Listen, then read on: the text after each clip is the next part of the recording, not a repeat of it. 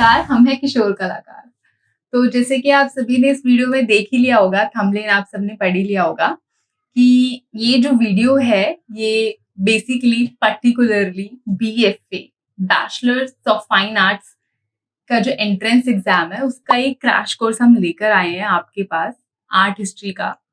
तो आप सभी जैसे कि जानते ही होंगे कि इस साल क्या हुआ है, कॉलेज ऑफ आर्ट दिल्ली का जो नोटिफिकेशन निकला है, उसमें इन्होंने जो एंट्रेंस एग्जाम है पूरा थ्योरेटिकल बेस्ड हो चुका है। पूरा थ्योरी पर बेस्ड हम बोल सकते हैं कि पूरा अब जितना भी एग्जाम हो रहा है, ये बस अब पूरा थ्योरेटिकल बेस्ड हो रहा है। प्रैक्टिकल कट कर दिया इन लोगों ने।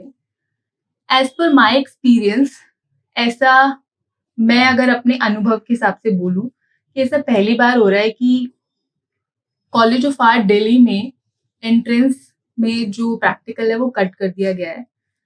अब बहुत से बच्चे काफी टाइम से, कुछ कुछ बच्चे 1 साल से, कुछ कुछ बच्चे 6 महीने से, 3 महीने से अपने प्रैक्टिकल की कोचिंग ले रहे थे, प्रैक्टिकल की तैयारी कर रहे थे, है ना, बहुत सारी चीजें कर रहे थे। पर अचानक से नोटिफिकेशन निकलता है और बोला जाता है कि आपका जो एग्जाम पैटर्न है वो चेंज हो गया है और पूरा का पूरा थ्योरी बेस्ड आएगा आपका।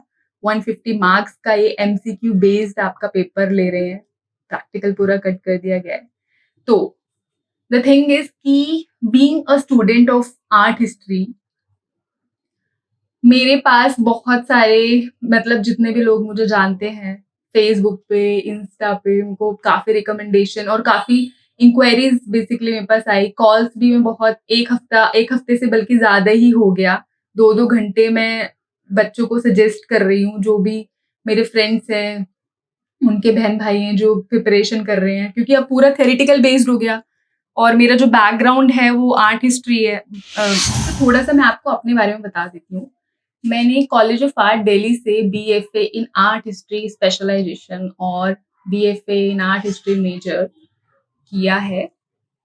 अपार्ट फ्रॉम दैट, मैंने अपना जो मास्टर्स है वो बीएचयू यानी कि बनारस हिंदू यूनिवर्सिटी से मैंने मास्टर्स आर्ट हिस्ट्री मेजर में कंप्लीट किया है। उसके बाद अभी लास्ट ईयर ही में मैंने जो नेट का एक एग्जाम होता है, नेट का जो एग्जाम है वो क्वालिफाई कर लिया है। नेट का जो एग्जाम होता है बेसिकली एक क्वालिफाइंग एग्जाम होता है। अगर आपको पीएचडी करनी है तो ये आपको क्रैक करना होता है, और उसके अलावा अगर आपको as a guest teacher universities में पढ़ाना है तो उसके लिए भी ये जो एग्जाम होता है क्वालिफाई करना कंपलसरी होता है। यूजीसी कंडक्ट करवाता है इसको, और मैंने ये फर्स्ट अटेम्प्ट में क्वालिफाई कर लिया।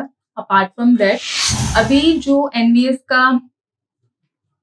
का भी जो एग्जाम हुआ था, यानी कि नवोदय विद्यालय समिति, जो कि एक सेंट्रल गवर्नमेंट का, जिसको हम बोल सकते हैं कि सेंट्रल गवर्नमेंट के जितने भी आपके स्कूल्स होते हैं उसको क्वालिफाई करना जरूरी होता है। उसके लिए जॉब में अगर आप अप्लाई करते हो, सेंट्रल गवर्नमेंट के जो स्कूल्स होते हैं उसके लिए अगर आप अप्लाई करते हो एज अ गवर्नमेंट टीचर, तो उसके लिए आपको एनवीएस का एग्जाम क्वालिफाई करना जरूरी होता है। तो जो एनवीएस का थ्योरेटिकल पार्ट का जो एग्जाम था वो भी मैंने फर्स्ट अटेम्प्ट में क्वालिफाई कर लिया। कहने का मतलब ये कि मैं आर्ट हिस्ट्री बैकग्राउंड से आ रही हूँ और मुझे इतनी नॉलेज है कि जो आपके कॉम्पिटिटिव एग्जाम्स होते हैं उनको कैसे क्वालिफाई करना है, एग्जाम पैटर्न पता है। और जहाँ तक मेरा एक्सपीरियंस है, क्योंकि मैंने भी बीएफए का अपना आपका एंट्रेंस एग्जाम क्वालिफाई किया है। अपार्ट फ्रॉम दैट, जैसे कि मैंने आपको सब बता दिया, खैर ये छोटा सा था।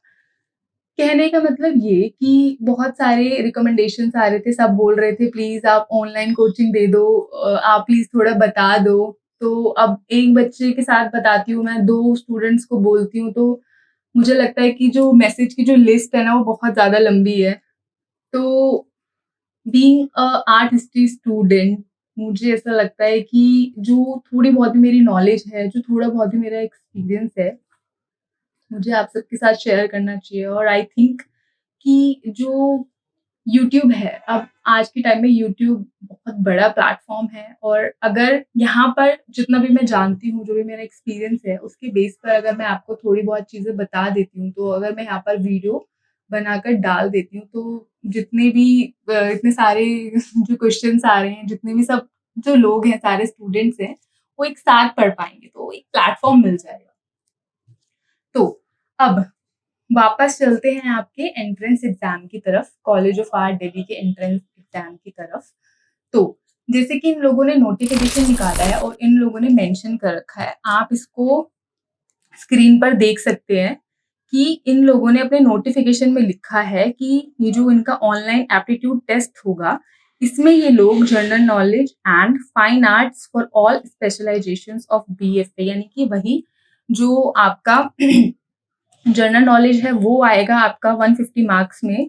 उसके अलावा फाइन आर्ट्स से रिलेटेड जो क्वेश्चन है वो आएँगे और इन्होंने लिखा है कि लास्ट पैराग्राफ कि multiple choice questions MCQs related to fine arts, visual arts including method and material, personalities, current affairs including art and culture, Hindi and English. वही तो ये लोग कह रहे हैं कि जो भी इन्होंने 2 लाइन में मेंशन कर दिया है, इतना कुछ एरिया इन्होंने जो एक जॉनरा है वो और या फिर बोलूँ मैं कि कोई एक पीरियड है, वो उसको लेकर उन्होंने कुछ ऐसे स्पेसिफ़ाई नहीं किया है कि हाँ, ये वाला जो पीरियड है कि हाँ, मुगल से आ रहा है आपका या फिर मैं बोलूँ मॉडर्न इंडियन आर्ट, ये सब ऐसा कुछ इन्होंने मतलब कि बस इन अ नटशेल इन्होंने बता दिया है कि विजुअल आर्ट के क्वेश्चन्स आएँगे, आर्ट एंड कल्चर से रिलेटेड क्वेश्चन आएँगे, जीके के क्वेश्चन आएँगे, है ना? और मेथड एंड मटेरियल, पर्सनैलिटीज़ वही आपके जितने भी आपके मॉडर्न आर्टिस्ट हो गए, कंटेम्परेरी आर्टिस्ट हो गए, ये सारी चीज़ें। तो उन्होंने ना नटशेल बता दिया है कि ये सब पूछा जाएगा।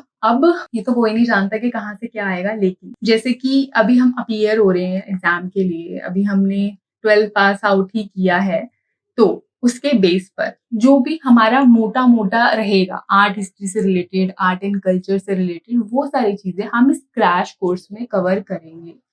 मैं आपको एक बात और यहाँ पे क्लियर करना चाहती हूँ। जैसे ही नोटिफ़िकेशन आया था, इन लोगों ने नोटिस जैसे ही निकाला था, तो आप सब फ़र्स्ट ऑफ ऑल बहुत बच्चे मतलब मैं अपना एक्सपीरियंस आपके साथ शेयर कर रही हूँ।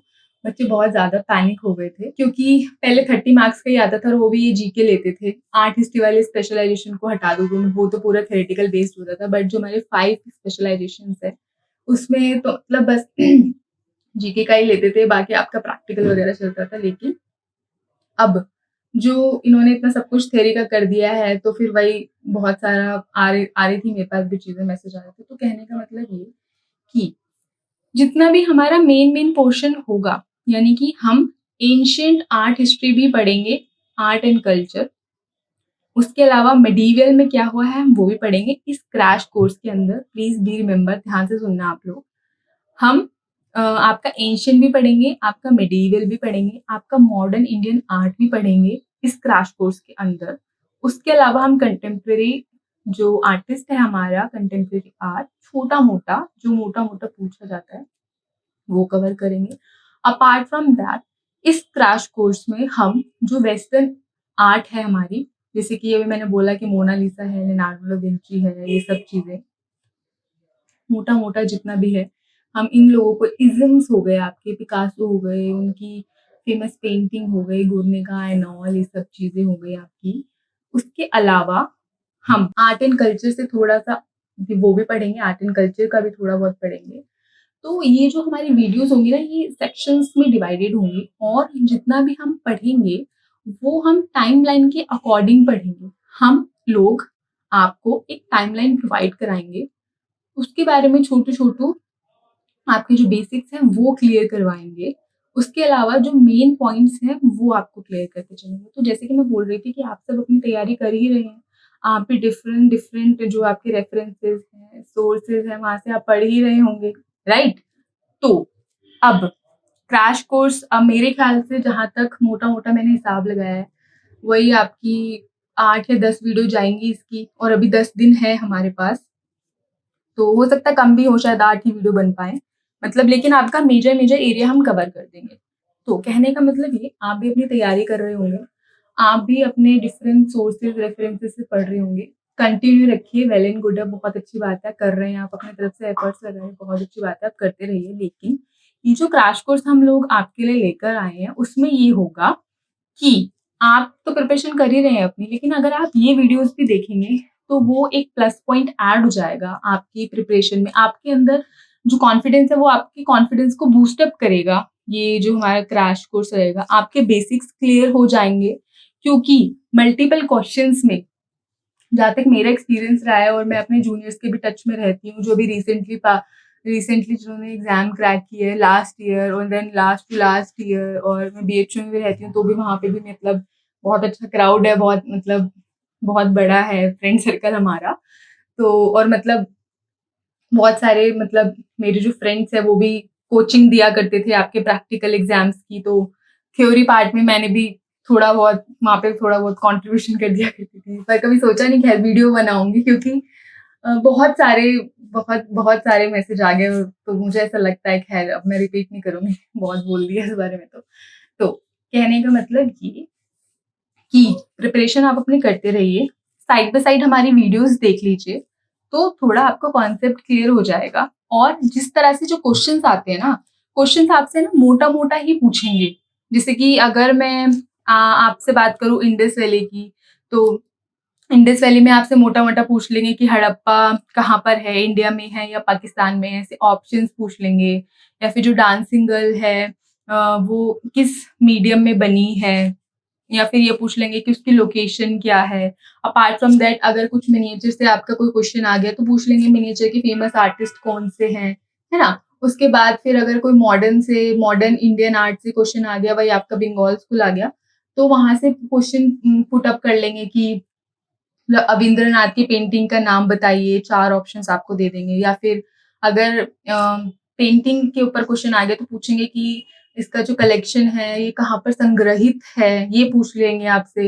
या फिर आप इसका ईयर बता दीजिए। कहने का मतलब ये है कि वो है ना आपकी बस एक नॉलेज टेस्ट करना चाहते हैं कि बच्चे को पता है कि नहीं है। उसको पता है कि मॉडर्न आर्ट क्या है, मॉडर्न इंडियन आर्टिस्ट कौन है, उसको पता है। तो अब जैसे कि आप दिल्ली का अब देने जाओगे, कॉलेज ऑफ आर्ट दिल्ली का एंट्रेंस एग्ज़ाम होगा आपका 7 को होगा, तो अभी है टाइम थोड़ा बहुत। तो वहाँ पर ऐसा जहाँ तक मेरा एक्सपीरियंस है तो ये क्वेश्चन ज़रूर आता है, मतलब 2-3 1-2 क्वेश्चन या फिर 2-3 क्वेश्चन तो आ ही जाता है कि जो दिल्ली में आपका जामा मस्जिद है वो किसने बनवाया, या फिर आपसे कोई भी जो मॉन्यूमेंट है उसके बारे में पूछ लेंगे। इंडिया गेट पे आ जाता है क्वेश्चन कि इंडिया गेट कहाँ है, या फिर ऐसी कोई भी क्वेश्चन आपसे पूछ लेंगे। बहुत सारे मॉन्यूमेंट है आस-पास, या फिर ये पूछ लेंगे कि national gallery of modern art कहाँ पर है, या फिर पूछ लेंगे आपसे नेशनल म्यूज़ियम कहाँ पर है, ऑब्वियस सी बात है दिल्ली में है। तो ये जो है छोटू-मोटू मतलब आपको थोड़ा नॉलेज होनी चाहिए, वो बस आपकी अवेयरनेस टेस्ट करना चाहते हैं कि बच्चा जहाँ पर आ रहा है, जिस बारे में पढ़ना चाह रहा है, उसके बारे में वो कितना जानता है और थोड़ा बहुत उसको नॉलेज है कि नहीं है, राइट?